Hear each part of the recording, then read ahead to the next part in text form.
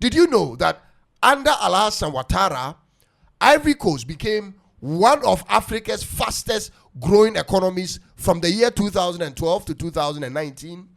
As a matter of fact, their GDP growth averaged 7 to 8% per year, driven by reforms in the agriculture, infrastructure, and finance sectors, ladies and gentlemen. And by agriculture, did you know, ladies and gentlemen, that Ghana was the world's leading cocoa producer until the 1970s, when the Ivorians, the Ivory Coast, took over.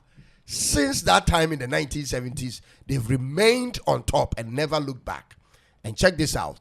The best year for cocoa production under Laurent Gbagbo, who is, having his issues with the country, was in 2003 and 2004, when the Ivory Coast produced 1.4 to 1.5 million metric tons of cocoa. That was the best so far in the nation's history. But since Ouattara took over, ladies and gentlemen, and brought reforms into the cocoa sector, his lowest has been 1.48 million metric tons. In 2016 and 17 alone, he recorded the highest ever in the country's history at the time.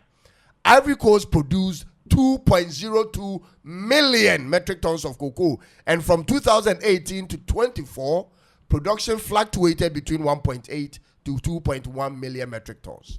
He reformed the Cocoa Marketing Board, created the Cocoa Coffee Council, and introduced a minimum guaranteed farm gate price for both cocoa and coffee. Ladies and gentlemen, so clearly the man has some good stuffs going on for him in the country and for his records. There are many things a lot of people don't like about him, which I'm one of them, and I've mentioned in other videos. But, ladies and gentlemen, when it comes to the commitment to agriculture and finance and electricity supply, Ouattara isn't doing bad at all.